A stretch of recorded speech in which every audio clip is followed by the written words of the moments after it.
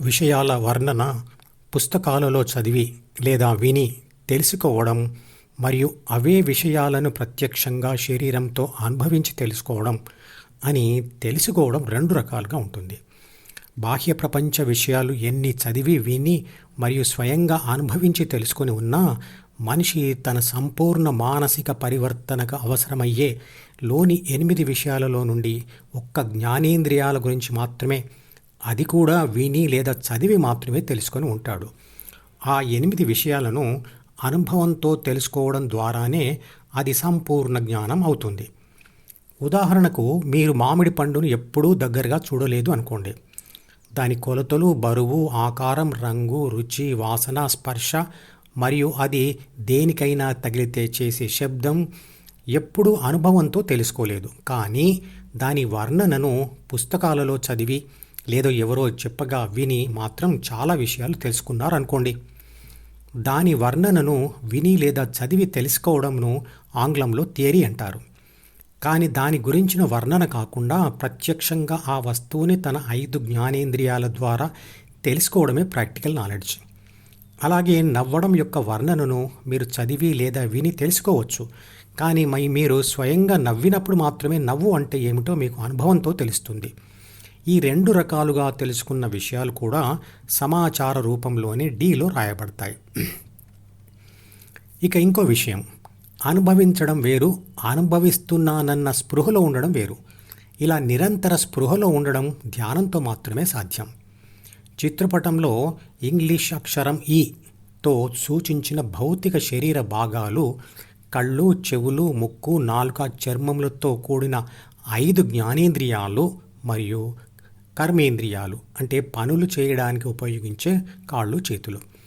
వాటిని ఉపయోగిస్తూ విషయాలను అనుభవిస్తూ ఉంటాము. కానీ వాటిని ఉపయోగిస్తున్న సమయంలో ఉపయోగిస్తున్నామన్న స్పృహ ఉండదు. ఉదాహరణకు, మీరు ఒక మనిషిని చూస్తూ ఉంటారు, కానీ మీరు చూస్తూ ఉన్నారన్న విషయం మీకు స్పృహలో ఉండదు. వాటిలో ఆరోగ్య సమస్య వస్తే తప్ప అవి మనలో ఉన్నట్లుగా కూడా మనకు స్పృహలోకి రాదు.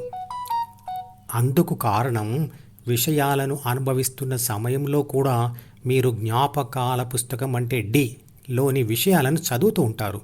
అంటే ఏదో ఆలోచిస్తూ ఉంటారు కాబట్టి. మీరు డాక్టర్ అయి ఉంటే కనుక మీ శరీరం లోపలి భాగాలు కూడా మీకు తెలిసి ఉంటాయి.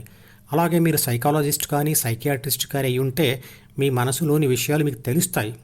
ఉదాహరణకు, మీకు కోపం ఎక్కువ అని మీకు తెలుసు. కోపం వచ్చినప్పుడే అది మీకు తెలుస్తుంది. కానీ అది మీ స్పృహలో నిరంతరంగా ఉండదు. కానీ మీరు ఏ వృత్తి వారైనా మీలోని విషయాల గురించి మీకు అనుభవపూర్వకంగా తెలియదు. తెలిసినా అనుభవిస్తున్న సమయంలో అనుభవిస్తున్నాను అన్న స్పృహ ఉండదు. ఉదాహరణకు, మీరు ఇష్టంగా ఐస్ క్రీమ్ తింటున్న సమయంలో ఏదో ఆలోచిస్తూ ఉన్నా లేదా మాట్లాడుతూ ఉన్నా మీరు తింటున్న ఐస్ క్రీమ్ స్పృహ మీకు ఉండదు. ప్రతి ఒక్కరూ తనను తాను సూచించుకునేందుకు వాడే పదము నేను. ఆ నేను అంటే ఆత్మ. అది అందరిలో ఉంది, అది శక్తి రూపంలో ఉంది అని ఎందరికీ తెలుసు? కొద్దిమంది దాని వర్ణనను పుస్తకాలలో చదివి లేదా విని తెలుసుకున్నా అది అనుభవంలోకి రాదు. తాత్కాలికంగా వచ్చినా అది నిరంతరంగా స్పృహలో ఉండదు. చిత్రపటంలో చూపించిన అంటే ఆత్మ గురించి ఇంకా వివరంగా తెలుసుకోవాలనుకుంటే మధుపదం యూట్యూబ్ ఛానల్లోని ఆత్మశాస్త్రం 066 వీడియో చూడండి. మనం ప్రాథమిక మరియు ద్వితీయ మనసులను ఉపయోగించని క్షణం అంటూ ఉండదు.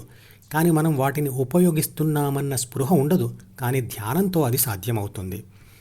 జ్ఞాపకాల పుస్తకం అంటే అంటే లోనికి వచ్చే సమాచారము మరియు అమలు చేసే నిర్ణయాల పుస్తకం. మనం చేసే పాప పుణ్యాల చిట్టా ఇందులోనే రాయబడి ఉంటుంది. అదే యమధర్మరాజు దగ్గర ఉండే చిత్రగుప్తుని చిట్టా లాంటిది. ప్రాపంచిక ఆత్మ పాపం చేసి ప్రపంచ దృష్టి నుంచి తప్పించుకున్న ఈ చిత్రగుప్తుని చిట్ట మనస్సాక్షి రూపంలో అప్పుడప్పుడు దానికి గుర్తు చేస్తూనే ఉంటుంది, బాధ పెడుతూనే ఉంటుంది, మానసిక రోగాలు తెలుస్తుంది. అహం కూడా ఈ అంటే డెవిల్ మీదే ఆధారపడి పెరుగుతుంది లేదా తరుగుతుంది. భగవద్గీతలో చెప్పిన ధ్యాన పద్ధతి ద్వారా ఈ ని వదిలించుకోవడమే స్థితప్రజ్ఞ లేదా మోక్షం. అంటే ధ్యాన కోరిక. ఇది కూడా ఏర్పడేది లోనే. సి, డి మరియు జి ఈ 3 కూడా ప్రపంచ అనుభవాల మీద ఆధారపడి ఏర్పడుతూ మరియు మారుతూ ఉంటాయి. ఈ మూడింటి గురించి ఇదివరకే తెలుసుకున్నాం. ప్రాథమిక మనసులో 3 బాధ్యతలు మరియు 6 గుణాలతో కూడిన జీన్స్ ఉంటాయి. CDGలు అంటే ద్వితీయ మనసు అన్ని న్యూరాన్ల మధ్య ఉన్న ఖాళీ స్థలంలో అన్ని న్యూరాన్లను కలిపి ఉంచి వంతెనలో ఏర్పడుతుంటాయి. అవే జ్ఞాపకాల గదులు. వాటిని ఆంగ్లంలో సైనాప్సులు అంటారు. నేను లేదా ఆత్మ అనబడే రసాయన శక్తి ATP అంటే అడినోసైన్ ట్రైఫాస్ఫేట్ అనే రసాయన పదార్థంలో రసాయన బంధం రూపంలో ఉంటుంది. ఆ రసాయన పదార్థం నీటితో కలిసినప్పుడు నేను లేదా ఆత్మ అనే శక్తి విడుదలవుతుంది. అన్ని పనులు చేస్తుంది.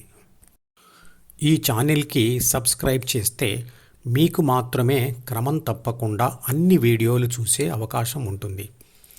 ఇతరులకు షేర్ చేస్తే మీ వల్ల వారికి కూడా ఈ వీడియోలు చూసే అవకాశం వస్తుంది. లైక్ చేస్తే యూట్యూబ్ మేనేజ్మెంట్ మరికొందరికి ఈ వీడియోలను చూసే అవకాశం ఇస్తుంది. మీరు సబ్స్క్రైబ్, షేర్ మరియు లైక్ కూడా చేస్తే ఎక్కువ మందికి ధ్యానం గురించి తెలిసి సనాతన ధర్మాన్ని వ్యాపింపచేసి దానిని కాపాడే ప్రయత్నం చేస్తారు.